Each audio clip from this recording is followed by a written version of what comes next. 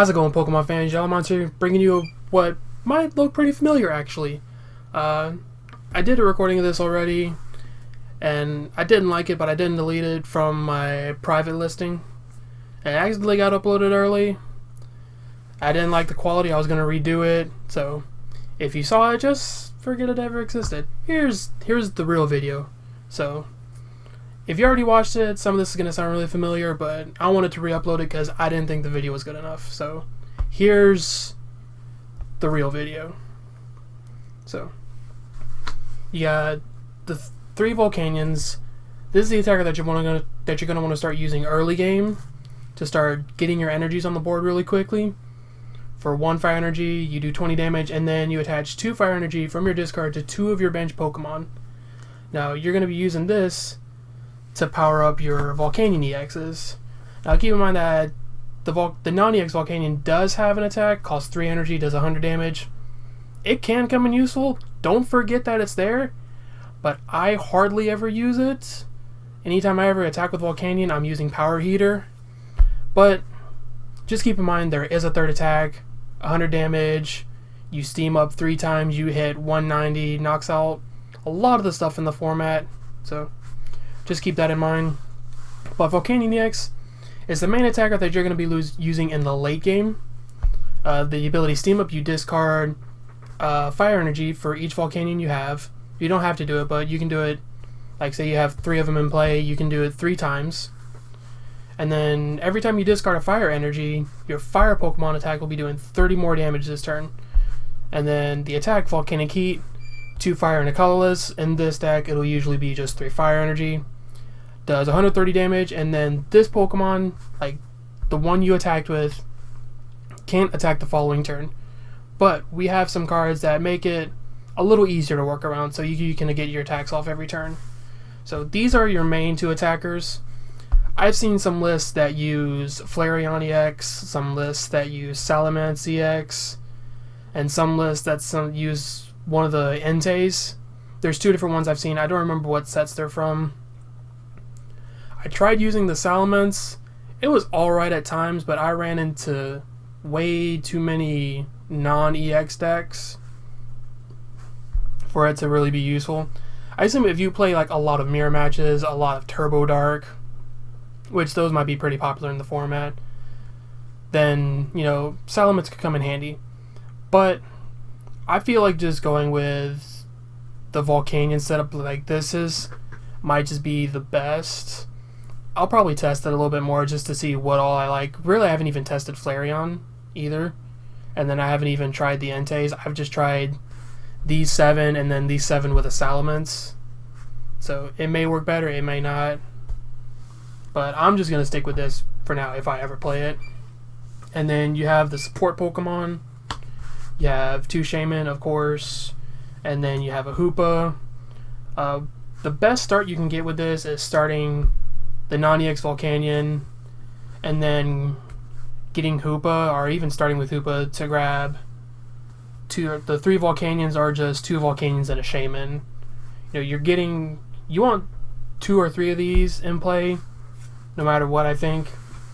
And then these are just good support Pokemon, as always. This is what makes the Turbo decks go really fast, or just any decks in general. And then that's the Pokemon lineup. Like I said, some people add in Salamence, Flareon, the Entei's. That's really just a personal preference thing. I'll go ahead and keep these here because I'll be referencing them later. For the supporter lineup, for Sycamore, you don't really mind discarding cards. You definitely don't mind discarding energy. And then you're trying to go really fast, so just discarding a bunch of dead cards, drawing 7 new cards, pretty useful. You got the 2 N. You're always going to want to play some number of N. It's great in the early game if you have a bunch of stuff you don't want to discard, because there are some cards in this deck that are pretty bad early game, but you want to save them for the late game. Or if you have to, if your opponent just is too far ahead on prizes, you just play this, put them down to 1, 2, maybe 3 cards, get more card advantage than they have, and just try to make a comeback from there. Try to slow them down. And then you have 2 Lysanders. There's not very many decks that want to play less than this.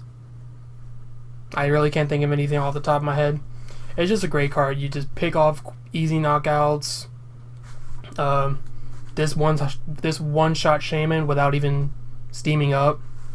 You just bring out the Shaman, hit it for 130. Easy knockouts.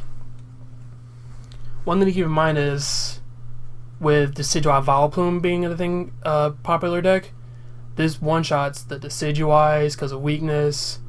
I believe Vileplume has 130, but that also has weakness, so you can just easily knock that out with a Power Heater.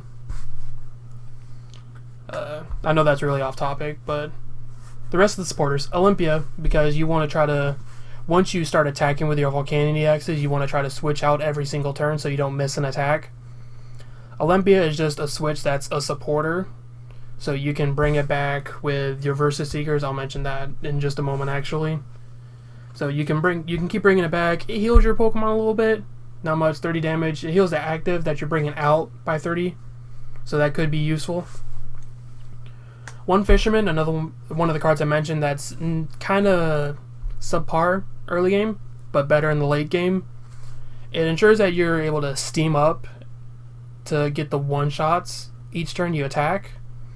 So if you get this, you can Versus Seeker it back.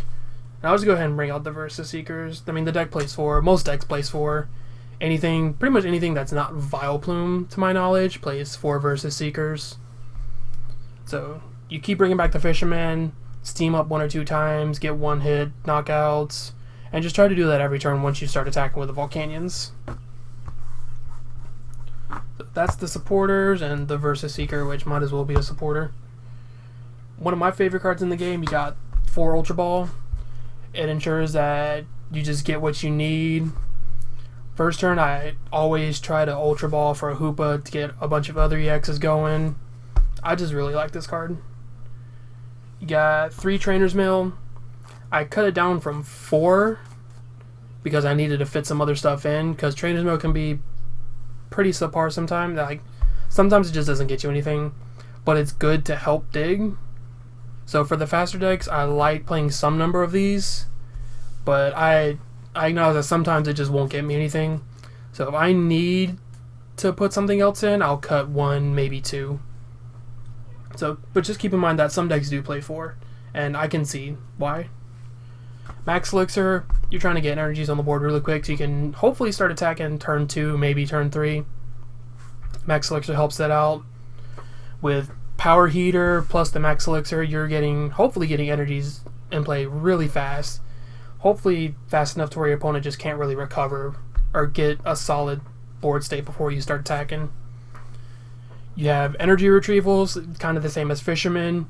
You use these to bring energy back, to steam up more, get knockouts easier. It's another one of the cards that's kind of subpar early.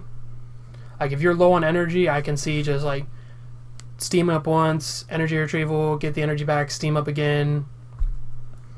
I've had to do that before. I don't like doing it, but sometimes it's what you have to do. I mean, just keep in mind, you can kind of waste one, and then you still have the other energy retrieval and your Fisherman.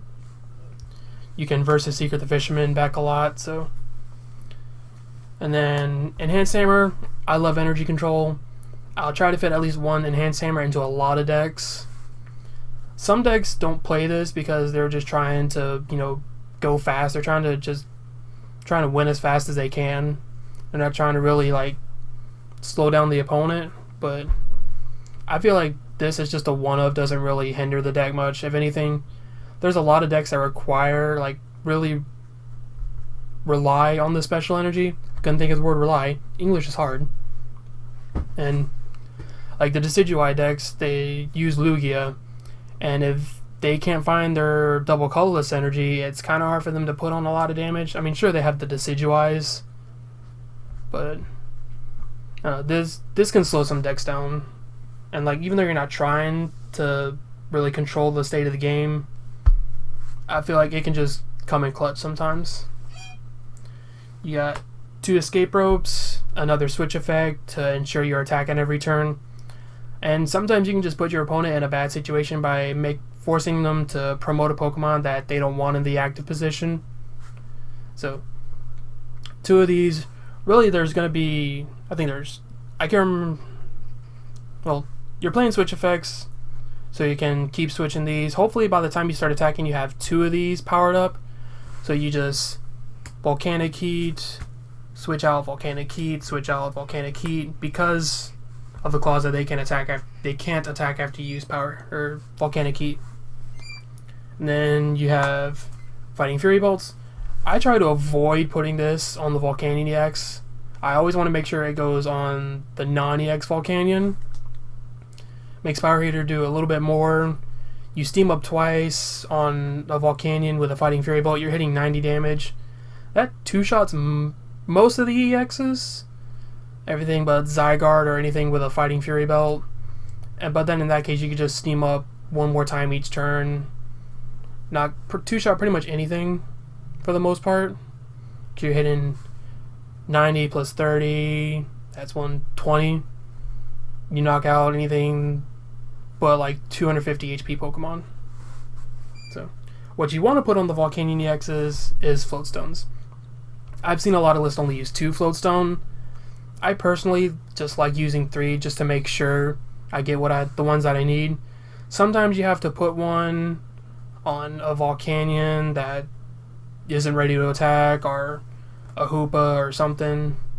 So I like to make sure I have 2, and then the third one is just there in case I have to put it on something that's not a Volcanion-EX, or even just a Volcanion-EX that's not ready to attack. Like if I have 3 out and they Lysander one that doesn't have energy after I've already started putting energies on them, then I don't want to have like just 2 energy on 3 different Pokemon that require 3 energy. So you don't need 3, but I feel playing 3 is a little bit more consistent. Some people do it differently, and I can see why. You only really need 2. I just like having 3. And then we move on to the stadiums, 2 Skyfield, and then a Scorched Earth. You can fill up your bench pretty easily, especially if you make a Hoopa play early on. Because you want to try to get 3 of these in play. Maybe you use Hoopa.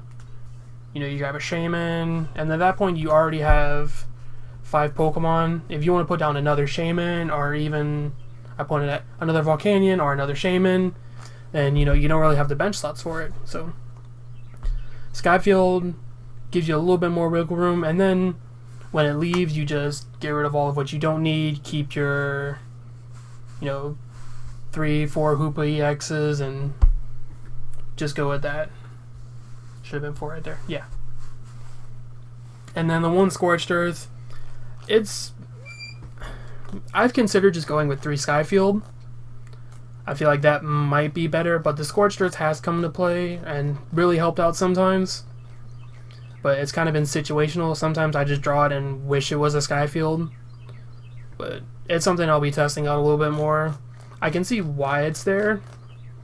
And like I said, it has come in handy sometimes.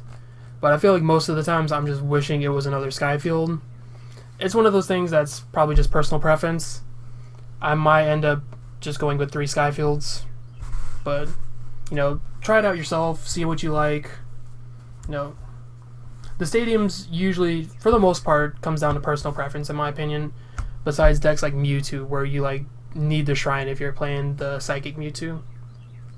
And then the energies, 12 Fire Energy. You're using Max Elixir, you want to play a lot of basics. Make sure you play a lot so you hit them every time, or at least most of the time. And then you don't really need DCE because nothing has 2 colors in the retreat cost unless you count Shaman, but you really don't want to be attacking with that anyways. But, yep. That's the deck, guys. I hope you enjoyed it. I know you could have just looked up a list somewhere, but I feel like listening to someone who's played the deck a little bit describe why certain cards are in the deck, and maybe even sometimes just give an example of how you want the game to progress, from start to finish. It gives a little bit more insight. That's why I feel the deck profiles are useful instead of just looking up a list. But yeah, that's the deck, guys. Try it out for yourself. Leave a like if you enjoyed the video, subscribe if you haven't already, share it with your friends, check out the links down below to the Twitter and the Twitch, and as always, stay jolly.